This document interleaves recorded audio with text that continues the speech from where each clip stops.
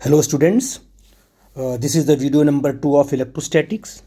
इसके पहले हम वीडियो नंबर 1 में हम लोगों ने इलेक्ट्रोडायनेमिक को 3 पार्ट में डिवाइड किया था। पहला बना था इलेक्ट्रोस्टैटिक्स और दूसरा जो बना था आपका मैग्नेटिज्म बना था, और जो थर्ड था वो आपका था इलेक्ट्रोमैग्नेटिक वेव।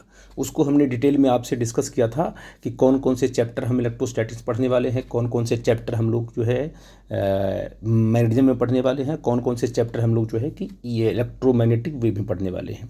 तो इन सब चीज़ों को हम डिस्कस कर चुके हैं। अब जो आपका मेन चैप्टर है, मेन टॉपिक है, वो इलेक्ट्रोस्टैटिक्स है। पहले चैप्टर की पहली टॉपिक आपकी इलेक्ट्रोस्टैटिक्स है। जैसे कि मैंने आप लोगों को बताया था कि इलेक्ट्रोस्टैटिक्स क्या है। Electrostatic is the branch of, हमने यहाँ लिखा है कि electrostatics study of interaction and electrical effects due to the static charges charge at rest. अगर चार्ज रेस्ट में है तो उसके इफेक्ट को जो हम डील कर रहे हैं वो इलेक्ट्रोस्टैटिक की हेल्प से डील करेंगे। इसके बारे में हम आपको बता चुके हैं। अब हम देखते हैं कि charge and it's characteristics. Charge क्या है और उसकी कैरेक्टरिस्टिक्स क्या है, उसकी प्रॉपर्टीज़ क्या है। सबसे पहले हम चार्ज की बात करेंगे।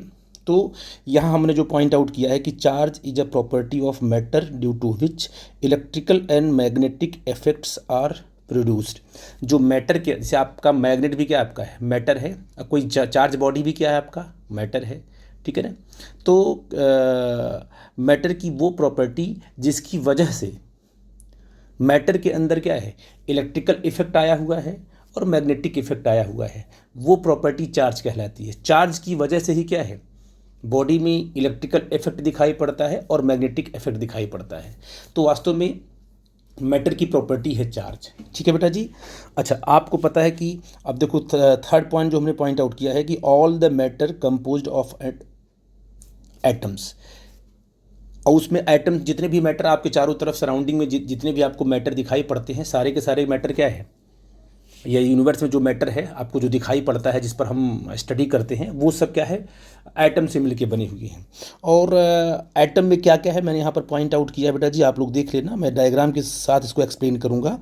अब आपने 11th पे थोड़ा बहुत पढ़ा होगा, अदरवाइज मैं यहाँ पर डिस्कस कर रहा हूँ। मान लो कि आपने कहा कि देखो, एटम की बात अगर करते हो तो एटम के सेंटर पर आपका न्यूक्लियस होता है, जो कि होता है पॉजिटिव चार्ज। क्या होता है बेटा जी, ये पॉजिटिव चार्ज होता है। और इस न्यूक्लियस के चारों तरफ जो आपका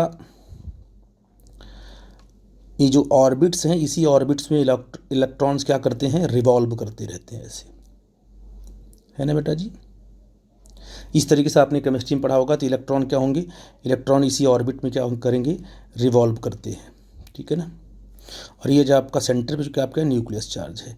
अब जो न्यूक्लियस के अंदर क्या है, अगर हम देखा जाए तो जो हमारा न्यूक्लियस है, ये इसमें प्रोटॉन है और क्या है, न्यूट्रॉन है। तो प्रोटॉन पर पॉजिटिव चार्ज होता है, न्यूट्रॉन पर नेगेटिव चार्ज होता है। वास्तव में प्रोटॉन कहाँ पर है, न्यूक्लियस के अंदर है, इसीलिए हम प्रोटॉन को ईजिली बाहर नहीं निकाल सकते हैं। और ये जो ऑर्बिट है, जिस ऑर्बिट में आपका इलेक्ट्रॉन रिवॉल्व कर रहा है, मान लो इस ऑर्बिट में इलेक्ट्रॉन है, तो हम इलेक्ट्रॉन को ईजिली क्या कर सकते हैं, इजेक्ट कर सकते हैं, बाहर निकाल सकते हैं, या हम इलेक्ट्रॉन को बॉडी को सप्लाई कर सकते हैं। ठीक है ना। तो हम इलेक्ट्रोस्टैटिक्स में जब भी हम चार्ज की बात करेंगे तो हम मेन जो हमारा फोकस होगा वो इलेक्ट्रॉन पर होगा, क्योंकि इलेक्ट्रॉन ही क्या है, हर जगह पार्टिसिपेट करेगा। इलेक्ट्रॉन को हम या तो बॉडी से बाहर नहीं, हम प्रोटॉन को नहीं निकाल पाते हैं, क्योंकि प्रोटॉन क्या है, प्रोटॉन न्यूक्लियस के अंदर टाइटली बाउंड है। ठीक है ना। तो इलेक्ट्रॉन अगर इलेक्ट्रॉन ही क्या है, अब जैसे वायर में जो फ्लो कर रहा है वो इलेक्ट्रॉन ही फ्लो कर रहा है। कभी कभी हम पॉजिटिव चार्ज मान लेंगे, लेकिन जो रियल में जो फ्लो है वो किसका है, वो इलेक्ट्रॉन का है। ठीक है बेटा जी। तो आपने कहा कि इलेक्ट्रॉन एटम के सरफेस पे होता है, ऑर्बिट में होता है, इसलिए इलेक्ट्रॉन को निकालना आसान है, या बॉडी को इलेक्ट्रॉन सप्लाई करना आसान है। इसलिए जब भी रिमूवल होगा या सप्लाइड होगा वो इलेक्ट्रॉन्स का ही होगा। ठीक है बेटा जी। ये बात आप समझ गए। तो किससे मिला है आपका, आपने कहा कि न्यूक्लियस किससे बना है, प्रोटॉन से। प्रोटॉन के पास क्या है, पॉजिटिव चार्ज है, आप जानते हो। न्यूट्रॉन आपका न्यूट्रल होता है, वो इनसाइड द न्यूक्लियस होता है, मैंने बता दिया। और इलेक्ट्रॉन जो कि ऑर्बिट में रिवॉल्व करता है, उस पर नेगेटिव चार्ज होता है। ठीक है बेटा जी। तो ये चीज़ आपने समझी कि मतलब जितने भी एटम हैं किससे मिलके बने, जितने भी मैटर हैं वो किससे मिलके बने हुए हैं, वो एटम से मिलकर बने हुए हैं, और एटम न्यूक्लियस, ये आपका न्यूक्लियस है, और इलेक्ट्रॉन एटम के पास होता है। ठीक है बेटा जी, तो ये चीज़ आपने डिस्कस कर ली। अब देखते हैं हम लोग है कि कितने टाइप के चार्ज होते हैं। तो हम जब पढ़ते हैं तो हम कहते हैं कि भाई हमारे पास जो है यहाँ पर टाइप्स ऑफ चार्ज की बात करते हैं हम लोग, टाइप्स ऑफ चार्ज। ठीक है बेटा जी, अगर हम टाइप्स ऑफ चार्ज की बात करते हैं तो हमारे पास दो टाइप के चार्ज होते हैं। पहला जो होता है आपका, ये होता है पॉजिटिव चार्ज, ये होता है आपका पहला पॉजिटिव चार्ज, और जो दूसरा आपका होगा वो आपका होगा नेगेटिव चार्ज। ठीक है बेटा, सिंपल सी बात है, ये नेगेटिव चार्ज। ठीक है बेटा जी, अब देखो आपको पता है कि पॉजिटिव चार्ज हो गया, पॉजिटिव चार्ज को हम लोग, ये हमारा पॉजिटिव चार्ज है और ये हमारा नेगेटिव चार्ज है। ठीक है बेटा जी, अब बॉडी पर दो ही चार्ज डेवलप हो सकते हैं, ठीक है ना, पॉजिटिव चार्ज और नेगेटिव चार्ज। तो मान लो आपके पास एक यहाँ पर एक न्यूट्रल बॉडी है, ये कोई बॉडी न्यूट्रल है। अगर ये बॉडी आपकी न्यूट्रल है, मैं इसको बता चुका हूँ, अगर आपकी बॉडी ये क्या है, ये आपकी बॉडी अगर न्यूट्रल है मान लो, ठीक है ना, तो इस बॉडी पर क्या है, नंबर ऑफ जो इलेक्ट्रॉन्स होंगे वो इक्वल टू किसके होंगे, नंबर ऑफ प्रोटॉन्स के होंगे। ठीक है बेटा जी, अब इस बॉडी पर जो है क्या है, इस बॉडी के अंदर नंबर ऑफ इलेक्ट्रॉन और नंबर ऑफ प्रोटॉन क्या है, इक्वल है, तभी ये बॉडी न्यूट्रल है। क्योंकि इलेक्ट्रॉन पर जो चार्ज होता है, इलेक्ट्रॉन पर चार्ज मैंने बताया था आपसे कि इलेक्ट्रॉन पर जो चार्ज होता है वो -1.6 इंटू 10⁻⁻19 कूलम होता है, और जो प्रोटॉन पे चार्ज होता है, प्रोटॉन पर वो होता है +1.6 इंटू 10⁻⁻19 कूलम होता है। तो ये जो मैंने बनाया आपको दिखाया है कि जो प्रोटॉन और इलेक्ट्रॉन पर चार्ज की जो वैल्यू होती है, जो वैल्यू है वो सेम होती है, बट एक पॉजिटिव में होता है और एक नेगेटिव में है, और एक पॉजिटिव में है, एक इसमें आपका नेगेटिव में है। जब ये दोनों का नंबर बराबर होता है तो जो नेट चार्ज होगा वो आपका हो जाएगा, ये 0 हो जाएगा। ठीक है बेटा जी, तो न्यूट्रल बॉडी में क्या होता है, जितने नंबर ऑफ प्रोटॉन होंगे उतने ही नंबर ऑफ क्या होंगे, इलेक्ट्रॉन्स होंगे, तो वो बॉडी आपकी न्यूट्रल होगी। ठीक है बेटा जी, अगर आपने क्या है कि कुछ इलेक्ट्रॉन्स को बाहर निकाल दिया, अभी आगे हम उसको डिस्कस करेंगे, कुछ इलेक्ट्रॉन्स को अगर आप बाहर निकाल दिए तो उस पर पॉजिटिव इफेक्ट उसका बढ़ जाएगा। तो जब हम आपको डिस्कस करेंगे क्वांटाइजेशन ऑफ चार्ज तो वहाँ डिस्कस करेंगे। ठीक है ना, ये चीज़ आप समझ गए।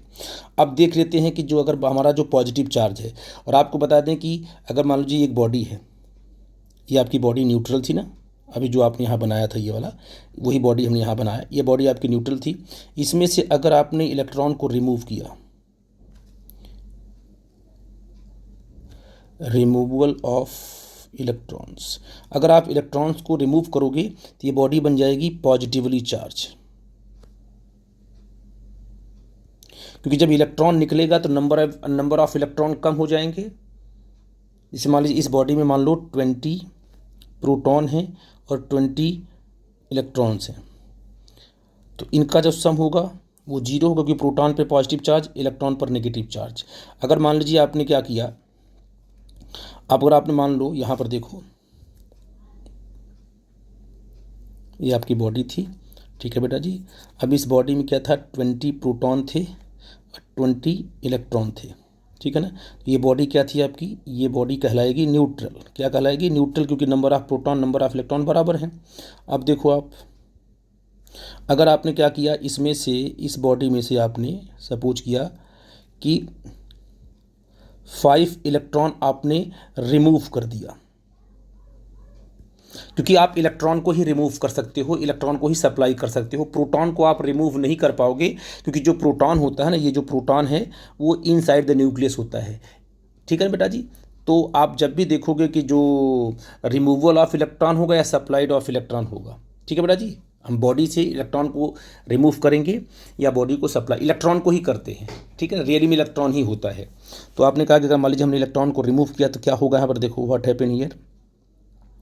आप कहोगे सर कि अब इस बॉडी में क्या होगा, ये जो तुम्हारी बॉडी है, इस बॉडी में 20 प्रोटॉन होंगे और इसमें 50 इलेक्ट्रॉन होंगे। तो आप बताइए इस बॉडी में किसकी डेफिशिएंसी किसकी हुई, इलेक्ट्रॉन को हुई, तो कितना इफेक्ट बढ़ गया पॉजिटिव चार्ज का, तो इसमें 5 प्रोटॉन ज़्यादा है, तो इस पर जो चार्ज आएगा वो +5 E आ जाएगा, मतलब पॉजिटिव चार्ज आएगा। क्यों? क्योंकि यहाँ पर जो प्रोटॉन है उसका इफेक्ट बढ़ गया, और एक प्रोटॉन का चार्ज होता है 1 इलेक्ट्रॉन के बराबर, यहाँ पर प्लस आ गया आपका। 5E क्यों लिखा हमने? 5E का मतलब क्या होगा? इलेक्ट्रॉनिक चार्ज, और इलेक्ट्रॉनिक चार्ज इलेक्ट्रॉन पर और प्रोटॉन पर बराबर होता है।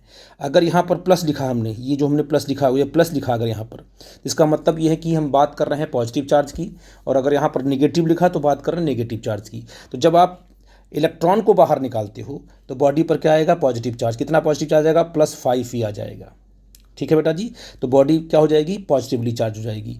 अगर मान लो इसी बॉडी को आपने क्या है, अगर मान लो यही आपकी बॉडी यहाँ पर है, ये आपकी बॉडी है ना, इसमें कितने हैं? 20 प्रोटॉन्स हैं और 20 इलेक्ट्रॉन्स हैं। ठीक है बेटा जी, तो अगर आपने क्या किया, इसको बाहर से आपने क्या किया, इलेक्ट्रॉन सप्लाई किया, मान लो 5 इलेक्ट्रॉन आपने सप्लाई, 5 जो है मैं एग्जांपल ले रहे हैं बेटा जी, ठीक है ना, आप 2 इलेक्ट्रॉन 3 इलेक्ट्रॉन कुछ भी ले सकते हो आप। तो आपने 5 इलेक्ट्रॉन इसको क्या किया? सप्लाइड किया। ठीक है ना, इसको आपने सप्लाई किया। जब इसको 5 इलेक्ट्रॉन आप सप्लाई करोगे तो आप क्या देखोगे कि ये जो बॉडी थी, इस बॉडी में, ये आपकी बॉडी है ना, अब इस बॉडी में आप देखोगे कि प्रोटॉन तो वही रहेगा जो है न्यूक्लियस अंदर। अब यहाँ पर जो इलेक्ट्रॉन हो जाएंगे वो 25 इलेक्ट्रॉन्स हो जाएंगे, मतलब इलेक्ट्रॉन, अब यहाँ पर इलेक्ट्रॉन की वैल्यू बढ़ गई। अब कितनी वैल्यू बढ़ी? 5। तो इसका मतलब इस बॉडी पर जो, क्योंकि इलेक्ट्रॉन के पास नेगेटिव चार्ज है, इस बॉडी के पास -5E चार्ज आ जाएगा। नेगेटिव चार्ज में ये 5E चार्ज आ जाएगा। ठीक है ना, तो बॉडी क्या बन जाएगी? बॉडी बन जाएगी नेगेटिवली चार्ज्ड बॉडी। इसका मतलब ये हुआ कि आपने क्या सीखा कि अगर किसी बॉडी को हम क्या है, किसी बॉडी से इलेक्ट्रॉन को रिमूव करते हैं तो उस बॉडी पर पॉजिटिव चार्ज आ जाएगा, और किसी बॉडी को अगर हम क्या इलेक्ट्रॉन सप्लाई करते हैं तो उस पर नेगेटिव चार्ज आ जाएगा। तो ये कॉन्सेप्ट आपने पढ़ा, मुझको बताना था, मैंने इसको डिटेल में आपको एक्सप्लेन किया। अब आते हैं हम लोग नेक्स्ट कॉन्सेप्ट पे, क्या कि आपको अगर मान लो पॉजिटिव चार्ज है और नेगेटिव, पॉजिटिव चार्ज है, पॉजिटिव चार्ज है, और नेगेटिव चार्ज है और नेगेटिव चार्ज है, तो ये पॉजिटिव चार्ज को रिपेल करेगा, नेगेटिव नेगेटिव को रिपेल करेगा। इसका मतलब ये हुआ कि like charges repel to each other. ठीक है बेटा जी, लाइक चार्जेस क्या करेंगे? एक दूसरे को रिपेल करेंगे। सिंपल सा कॉन्सेप्ट है। और अगर आपने कहा सर मान लीजिए अनलाइक चार्जेज हैं, यहाँ पर पॉजिटिव आ गया, यहाँ पर नेगेटिव आ गया, यहाँ पर नेगेटिव आ गया, यहाँ पर पॉजिटिव आ गया, तो आप कहोगे सर इस केस में क्या होगा? इस केस में चार्जेस कैसे आपके हैं? अनलाइक चार्जेज हैं। कैसे हैं बेटा जी? अनलाइक चार्जेज हैं। ये आपका अनलाइक चार्जेज है बेटा जी। ये क्या करेंगे? Attracts to each other. तो आपने सीखा कि अगर पॉजिटिव चार्ज होगा तो दूसरे को रिपेल कर देगा, नेगेटिव भी रिपेल कर देगा। जब पॉजिटिव नेगेटिव आएंगे तो दूसरे को अट्रैक्ट करेंगे। तो ये चार्ज के केस में देखा आपने कि ये 2 टाइप के चार्जेस होते हैं, अट्रैक्शन भी होता है उनमें और रिपल्सन भी उनमें होता है। ठीक है बेटा जी, अब देखो जो अगला कॉन्सेप्ट आपका आएगा बड़ा इंपॉर्टेंट है, उसको हम पढ़ेंगे। और यहाँ से क्वेश्चन आपका जो है कि कंपटीशन में भी आया हुआ है, जेई में पूछा गया है, नीट में पूछा गया है, और बोर्ड में भी कई बार रिपीट किया गया है प्रॉपर्टी ऑफ चार्ज के बारे में। अब हम लोग पढ़ेंगे कि प्रॉपर्टीज ऑफ चार्ज। जिस चार्ज की बात हम कर रहे हैं उसकी प्रॉपर्टी क्या है। बड़ा इंपॉर्टेंट है कि प्रॉपर्टी ऑफ चार्ज क्या है, और इसको हम समझेंगे इस तरीके से, क्योंकि अभी तक हमें चार्ज ही पढ़ना है। आपको मैंने बता चुका हूँ, इंट्रोडक्शन मैंने दिया, तो हमको चार्ज ही पढ़ना है। तो उसकी प्रॉपर्टी के बारे में हम देख लेते हैं कि पहली प्रॉपर्टीज़ की जाती है कि क्या आपका चार्ज स्केलर है या वेक्टर है। तो वो स्केलर होता है, सिंपल। किसी बॉडी में जब चार्ज आप लोगे तो एक नंबर ही आएगा, तो वो क्या कहलाएगा? वो तो charge is a scalar quantity. ये ठीक है ना। अब जो इसका अब देखो, अगर हम बात करें कि चार्ज को किस में मेजर करते हैं, किसी बॉडी पर चार्ज अगर है तो कितना चार्ज है तो बताना पड़ेगा आपको, है ना। तो चार्ज को हम मेजर करते हैं कूलम्ब में, कितना है कूलम्ब में करते हैं, कूलम्ब साइंटिस्ट का नाम है, हम कूलम्ब्स लॉ पढ़ेंगे भी। तो चार्ज का जो मेजरमेंट होता है एसआई यूनिट होती है, SI unit of charge is coulomb. C को हम छोटे से लिखेंगे, साइंटिस्ट का नाम है, लेकिन हम जब भी लिखते हैं यूनिट तो क्या उसको हमेशा छोटे से लिखते हैं, ठीक है बेटा जी, याद रखिएगा। तो SI unit of charge is क्या, what is the SI unit of charge, आपने कहा कूलम होगा, ठीक है बेटा जी। तो ये सिंपल सिंपल बातें हैं। और जो इसकी नेक्स्ट प्रॉपर्टी है वो बहुत ही इंपॉर्टेंट है, उसको देखते हैं कि अब बताइए, अगर मैं आपसे पूछूं कि भैया आपने कहा कि किसी बॉडी को, जब हम मान लो किसी बॉडी को हम चार्ज प्रोवाइड करते हैं तो कितना हम चार्ज उसको दे सकते हैं, उसमें कितना चार्ज निकाल सकते हैं। एक एग्जांपल लेते हैं। तो आपने कहा कि भाई हमारे पास एक बॉडी यहाँ पर है ना, ये आपका न्यूक्लियस है और ये सिर्फ ये आपका मान लीजिए ये उसकी ऑर्बिट्स है, ये पूरा का पूरा आपके। अब इसमें से हम कितना इलेक्ट्रॉन निकाल सकते हैं। तो इलेक्ट्रॉन तो या तो एक निकलेगा, या तो दो निकलेगा, या तो तीन निकलेगा। क्या एक इलेक्ट्रॉन पर जो चार्ज होता है, मान लो आपने कहा कि सर एक इलेक्ट्रॉन पर जो चार्ज होता है 1.6 इंटू 10⁻⁻19 कूलम होता है। बेटा यहाँ पर जो प्लस और माइनस हम लिखते हैं वो सिर्फ इंडिकेट करता है कि हम इलेक्ट्रॉन की बात करते हैं कि प्रोटॉन की बात करते हैं, ठीक है बेटा जी। तो जो एक इलेक्ट्रॉन पर जो मैग्नीट्यूड है चार्ज का जो मैग्नीट्यूड आपने कहा सर कितना है 1.6 इंटू 10⁻⁻19 कूलम। मतलब एक किसी बॉडी से अगर एक इलेक्ट्रॉन आप निकालते हो तो इस बॉडी पर जो चार्ज डेवलप होगा वो इसके बराबर होगा, कितना 1.6 इंटू 10⁻⁻19 कूलम के बराबर होगा, ठीक है ना। तो आप बॉडी से एक इलेक्ट्रॉन बाहर निकाल सकते हो, फिर आपका मन कहा नहीं हम दो बाहर निकालेंगे। अब किसी बच्चे ने कहा कि हम जो है E/2 इलेक्ट्रॉन बाहर निकालेंगे। तो अगर आपसे ये कहा जाए कि क्या E/2 इलेक्ट्रॉन्स आप बाहर निकाल सकते हो, तो आप कहोगे सर नहीं, हम क्योंकि इलेक्ट्रॉनिक चार्ज से छोटा चार्ज नहीं होता है।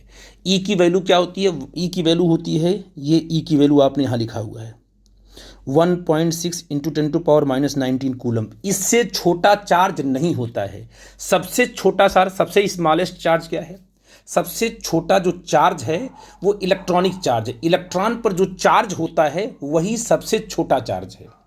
उससे छोटा चार्ज क्या किसी बॉडी पर डेवलप हो सकता है, तो आप कहोगे सर बिल्कुल नहीं, पॉसिबल ही नहीं है। तो आप कहोगे सर कि कभी भी क्या है कि किसी बॉडी पर E/2 या 5E/2 ऐसे चार्ज डेवलप नहीं होंगे। तो minimum possible charge exist in the nature. सबसे छोटा चार्ज क्या है, तो आप यहां लिखोगे कि minimum charge exist in nature. Minimum possible charge लिख लेना, minimum possible charge exist in nature, ठीक है ना। वो किसके बराबर होता है, वो ई के बराबर होता है, ये 1.6 इंटू 10⁻⁻19। मतलब एक इलेक्ट्रॉन पर जो चार्ज होता है या एक प्रोटॉन पर जो चार्ज होता है वही मिनिमम पॉसिबल चार्ज है। उससे छोटा चार्ज पॉसिबल नहीं है। उससे बड़ा चार्ज तो होगा, आप 2 इलेक्ट्रॉन 3 इलेक्ट्रॉन का चार्ज आ जाएगा, 5 इलेक्ट्रॉन का चार्ज, लेकिन एक इलेक्ट्रॉन से छोटा चार्ज पॉसिबल नहीं है, ठीक है बेटा जी। ये चीज़ मैंने आपको एक्सप्लेन किया। अच्छा, तो ये तो आपका जो पहली, ये देखो आपका पहला हो गया इसकी प्रॉपर्टी। दूसरी प्रॉपर्टी आपने यूनिट लिख लिया। तीसरी प्रॉपर्टी में आपने बता दिया कि सबसे छोटा चार्ज आपका इलेक्ट्रॉन पर जो चार्ज है वही सबसे छोटा चार्ज होता है। अच्छा, इसके बाद जो है कि एक मैंने बार बार आपसे बताया है बेटा जी कि एक नोट में मैंने पॉइंट आउट भी किया हुआ है कि एक फिजिक्स की एक ब्रांच है जिसे बोलते हैं पार्टिकल फिजिक्स। क्या बोलते हैं, पार्टिकल फिजिक्स बोलते हैं। और बड़ी ही एडवांस फिजिक्स है। इस समय उसकी स्टडी अभी भी लेटेस्ट उसमें ही काम चल रहा है। उस पर बहुत सारे पार्टिकल की उसमें डिस्कवरी चल रही है, ठीक है बेटा जी। तो उसमें क्या ढूंढा गया कि उसमें देखा गया कि क्वार्क्स पार्टिकल के बारे में देखा गया। ये आपका ये है क्वार्क्स पार्टिकल्स। हालांकि आपको ये पढ़ना ही नहीं है, आपको ये नहीं पढ़ना है, आपको सिर्फ पढ़ना था इलेक्ट्रॉन और प्रोटॉन के बारे में। क्वार्क पार्टिकल थोड़ा सा आपको बुक में दिया गया, इसलिए मैं आपको एक्सप्लेन कर रहा हूँ। क्वार्क पार्टिकल्स पर जो चार्जेस पाए गए अभी एडवांस में, जो कि अभी भी उसकी स्टडी चल रही है, तो क्वार्क्स पार्टिकल पर जो चार्जेस पाए गए वो चार्जेस की वैल्यू आपको मिली कि -+e/2 और +-3e/2। ये चार्जेस उनको मिला। कुछ ऐसे पार्टिकल्स मिले जिन पार्टिकल पर ये चार्ज देखा गया, और जिन पार्टिकल्स पर ये चार्ज देखा गया उनको बोला गया कि वो क्वार्क्स पार्टिकल्स हैं। बच्चे अभी कर सकते हैं ऑब्जेक्शन कि सर इसके पहले अभी तो आपने बताया कि इलेक्ट्रॉनिक जो चार्ज है, जो इलेक्ट्रॉन पर चार्ज है ई के बराबर 1.6 × 10⁻19 है, उससे छोटा चार्ज पॉसिबल नहीं है। और आपने कहा कि नेचर में कुछ ऐसे पार्टिकल हैं जिन पार्टिकल पर e/2 भी चार्ज पॉसिबल है। ये जो प्लस माइनस लिखा हुआ है तो पॉजिटिव चार्ज होगा, नेगेटिव चार्ज होगा। इसका मतलब कि नेचर में कुछ ऐसे पार्टिकल पाए जा रहे हैं कि जिसमें जो चार्ज है वो इलेक्ट्रॉन से छोटा है। तो अब की जो फिजिक्स है, जो पार्टिकल फिजिक्स है, वो ये कहती है कि इलेक्ट्रॉन से भी छोटे चार्ज की हम कल्पना कर सकते हैं। इलेक्ट्रॉन से भी छोटा चार्ज होता है, उनको बोलते हैं क्वार्क्स पार्टिकल। क्या बोलते हैं? क्वार्क्स पार्टिकल बोलते हैं बेटा जी। और सबसे इम्पॉर्टेंट चीज़ ये है कि इसको हमें पढ़ना ही नहीं है, हमें सिर्फ जो हमारी 12th की जो लेवल में जो हमारे सिलेबस में है वो सबसे मिनिमम पॉसिबल चार्ज क्या है, सबसे छोटा चार्ज हमारा इलेक्ट्रॉन है।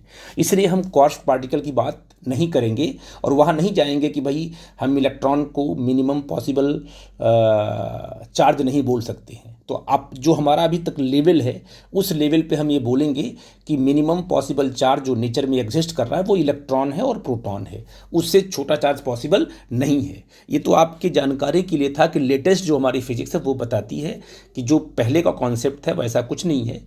अभी भी इस टाइम पर जो पार्टिकल फिजिक्स में क्वार्क्स पार्टिकल की डिस्कवरी हुई है और उसमें जो है कि ये पार्टिकल पाए गए हैं जिन पर चार्ज जो है वो इलेक्ट्रॉन से कम होते हैं। मतलब ये आप हमको उसकी स्टडी नहीं करनी, इसलिए आप लोग यहाँ पर इतना परेशान आपको नहीं होना है, ठीक है ना। आइंस्टाइन ने भी इस पे काम किया था, बहुत लोगों ने काम वर्क हुआ था इस पर, पार्टिकल फिजिक्स पर। इसके बाद आज भी चल रहा है वो। खैर एनीवे हम इसकी बातें यहीं तक करेंगे, ओके। तो ये चीज़ आपने देख ली कि मिनिमम पॉसिबल चार्ज जो है इलेक्ट्रॉन और प्रोटॉन ही नेचर में, इससे छोटा चार्ज पॉसिबल नहीं है। अब हम लोग आते हैं किस पर? अब आते हैं कि इसका जो अगली प्रॉपर्टीज आपकी है जो नंबर 4 पे आएगी, ये बहुत इंपॉर्टेंट है। इसे बोलते हैं quantization of charge. Quantization of charge, ठीक है बेटा। ये अब ये क्या है क्वांटाइजेशन, क्या इसकी मीनिंग क्या है? अभी आप 11th से 12th में आए हो तो आपको बहुत ही डर लग रहा होगा, कंजर्वेशन, क्वांटाइजेशन, ये सब चीज़ें क्या है। तो इनको समझने के लिए थोड़ा सा आप एक सिंपल बेसिक एग्जांपल लेंगे जिससे कि आप उसके कॉन्सेप्ट को आप बना लो। इसके बाद फिर हम क्या है आपको बताएंगे कि किस तरीके से कॉन्सेप्ट बनेगा आपका क्वांटाइजेशन का चार्ज के केस में। अच्छा क्या होता है क्वांटाइजेशन बताता हूँ आपको। जैसे मान लो एक क्लास है ये, ठीक है ना, हम थोड़ा सा मैक्रो लेवल पे ले रहे हैं। एक आपकी क्लास है, इस क्लास में मान लो कि 10 स्टूडेंट्स हैं, मान लो 10 बच्चे हैं, मान लो इसमें 10 स्टूडेंट्स हैं, ठीक है। ये 10 स्टूडेंट्स इसमें हैं। अगर मैंने आपसे बोला कि क्लास के बाहर, ठीक है ना, मैं आपसे बोलूं कि क्लास के अंदर से 2.5 स्टूडेंट्स बाहर आ गए, या 1.5 स्टूडेंट बाहर आए, या 3.5 बच्चे बाहर आए, या 5/2 बच्चे बाहर आए क्लास के अंदर से, तो क्या ये सब पॉसिबल है? ये क्या हम 3.5 बच्चों को क्लास के बाहर निकाल सकते हैं? तो आप कहोगे सर नहीं, 3.5 बच्चे कैसे बाहर निकलेंगे? बाहर स्टूडेंट बच्चे जब भी बाहर निकलेंगे तो वो हमेशा एक एग्जैक्ट एक इंटीजर के फॉर्म में बाहर निकलेंगे। या तो 1 निकलेंगे, या तो 2 निकलेंगे, या तो 3 बाहर निकलेंगे। कभी ऐसा नहीं होगा कि फ्रैक्शन के फॉर्म में बाहर निकले। हमेशा इंटीग्रल मल्टीपल ऑफ स्टूडेंट के बाहर के तरीके से बाहर निकलेंगे। यानी एक स्टूडेंट या तो बाहर निकलेगा, या तो दो निकलेगा, या तीन निकलेगा, कभी फ्रैक्शन के फॉर्म में बाहर नहीं निकलेंगे। तो इसका मतलब ये हुआ कि जो स्टूडेंट का डिस्ट्रीब्यूशन है क्लास के अंदर वो क्वांटाइज्ड है। क्वांटाइज्ड का मतलब कि हमें निकलेगा तो एक निकलेगा, दो निकलेगा, मतलब इंटीग्रल मल्टीपल के फॉर्म में बाहर निकलेगा, वो फ्रैक्शन के फॉर्म में बाहर नहीं निकलेगा। अगर एक ऐसा डिस्ट्रीब्यूशन जो इंटीग्रल मल्टीपल के फॉर्म में बाहर निकल रहा है, उस डिस्ट्रीब्यूशन को बोलेंगे क्वांटाइज्ड फॉर्म में है वो।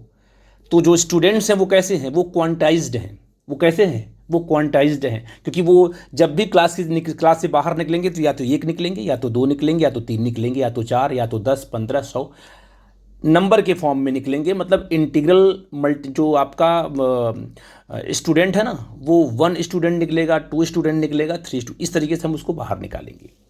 इसका मतलब जो स्टूडेंट हैं क्लास के अंदर वो क्वांटाइज्ड है। कैसे हैं बेटा जी? वो क्वांटाइज्ड हैं। अच्छा, उसी में एक एग्जांपल हम और ले रहे हैं कि भाई आपको पता है कि रूम के अंदर एयर भी भरी हुई, हवा भरी हुई है, पूरे रूम में हवा भरी हुई है। अगर हमें एयर को बाहर निकालना है तो क्या हम 1.5 लीटर एयर बाहर निकाल सकते हैं? यस, निकाल सकते हैं। क्या हम 5/2 लीटर एयर बाहर निकाल सकते हैं? यस, निकाल सकते हैं, क्योंकि वो एयर है ना, उसको हम निकाल सकते हैं। इसका मतलब रूम के अंदर जो एयर है वो क्वांटाइज्ड नहीं है, वो फ्रैक्शन के फॉर्म में भी बाहर आ सकती है।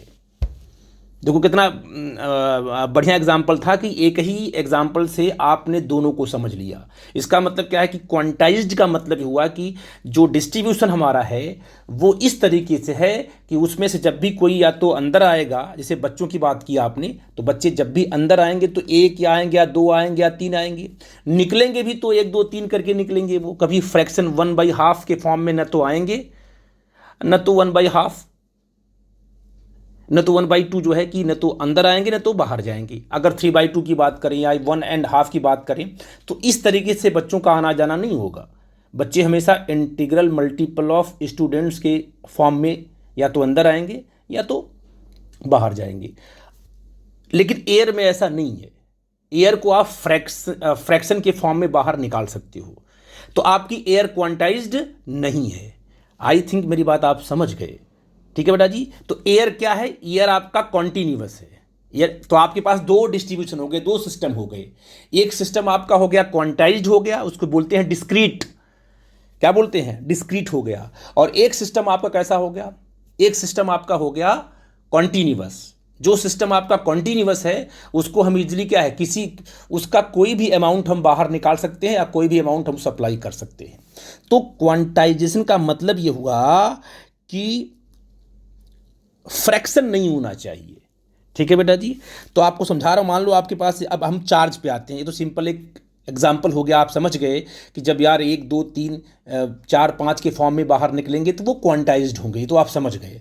अगर मान लो एक आपके पास, यहाँ पर एक आपके पास बॉडी है, ठीक है ना। अब इस बॉडी में से आपने जो है, जब भी आप इसमें से इलेक्ट्रॉन बाहर निकालोगे तो जो इलेक्ट्रॉन है वो इलेक्ट्रॉन जब बाहर निकलेगा तो या तो 1 इलेक्ट्रॉन बाहर निकलेगा, या तो 2 इलेक्ट्रॉन बाहर निकलेगा, या तो 3 इलेक्ट्रॉन बाहर निकलेगा। कभी भी 3/2 इलेक्ट्रॉन बाहर नहीं निकल सकता है, क्योंकि इलेक्ट्रॉन को डिवाइड तो कर नहीं सकते हैं। तो चार्ज जब भी बाहर निकालोगे या चार्ज इसको सप्लाई करोगे तो हमेशा जो है इंटीग्रल मल्टीपल ऑफ क्या है? इंटीग्रल मल्टीपल ऑफ ई होगा। इलेक्ट्रॉनिक चार्ज सबसे छोटा ई है। सबसे कम से कम कितना निकाल सकते हो? कम से कम आप 1 ई बाहर निकाल सकते हो या सप्लाई कर सकते हो। इसके बाद अगर इससे बड़ा निकालना हो तो कहोगे सर कि इस बॉडी से हम 2 ई इलेक्ट्रॉन्स बाहर निकाल सकते हैं या सप्लाई कर सकते हैं। 1 और 2 के बीच में हम ऐसा कि 1 और 2 के बीच में क्या हम चार्ज निकाल सकते हैं? पॉसिबल नहीं है। फ्रैक्शन में इलेक्ट्रॉन को हम बाहर नहीं निकाल सकते हैं। इसलिए जो इलेक्ट्रॉन है, जो चार्ज है बॉडी पर, वो कैसा है? वो क्वांटाइज्ड है। वो कैसा है? क्वांटाइज्ड है। तो आपने कहा कि हम 3 इलेक्ट्रॉन्स बाहर निकाल सकते हैं। ठीक है बेटा जी। तो ऐसे ही इसका मतलब किसी बॉडी पर जो चार्ज डेवलप होगा कि चार्ज ऑन एनी बॉडी, अगर हम चार्ज को कैपिटल क्यू से करें तो ये होगा प्लस माइनस एन इंटू ई। ई क्या है? इलेक्ट्रॉनिक चार्ज आपका है। एन क्या है? एन आपका इंटीजर है, मतलब एन इक्वल टू आपका 1 होगा, 2 होगा, 3 होगा and dot dot so on. तो मतलब आप अगर किसी बॉडी पर चार्ज क्या हो सकता है कि यहाँ पर प्लस या minus, plus minus indicate only क्या है, अगर प्लस की बात करें तो इसका मतलब उस बॉडी से इलेक्ट्रॉन निकला होगा, अगर माइनस की बात करेंगे तो उस बॉडी पर इलेक्ट्रॉन आया होगा। ठीक है बेटा जी। और एन क्या है? नंबर है। अगर एन के प्लेस पे आपने रखा 1 तो इसका मतलब 1 मतलब 1 इलेक्ट्रॉन की बात कर रहे हो। अगर आपने रखा 2 तो आपने 2 इलेक्ट्रॉन की बात कर रहे हो। तो जब भी चार्ज ट्रांसफर होगा तो वो Q इक्वल टू क्या होगा? Q equal to plus minus n e के फॉर्म में बाहर होगा, एन ई के फॉर्म में डेवलप होगा। किसी बॉडी पर चार्ज हमेशा क्या है? Q equal to plus minus n into e के फॉर्म में ही रहेगा। कभी ऐसा नहीं कि 1/2 कर दो। तो charge on any body is always integral multiple of e. किसी बॉडी पर चार्ज अगर होगा तो कितना होगा? वो इंटीग्रल मल्टीपल ऑफ ई होगा। और इसी को बोलते हैं क्वांटाइजेशन ऑफ चार्ज। चार्ज हमारा क्वांटाइज्ड है। आई थिंक मेरी बात आप समझ गए। कोई डाउट होगा तो आप हमसे जरूर पूछना बेटा जी, ठीक है ना। अब जो अगला कॉन्सेप्ट आपका आएगा, अब आपकी वीडियो थोड़ी लंबी हो रही है, इसकी लेंथ बढ़ रही है, इसलिए मैं इसको यहीं स्किप करूंगा। और कोई डाउट कहीं होगा तो जरूर हमसे करना डिस्कस बेटा, ठीक है बेटा जी। ओके, अब अगली टॉपिक में अगली वीडियो में डिस्कस करूंगा, ठीक है बेटा।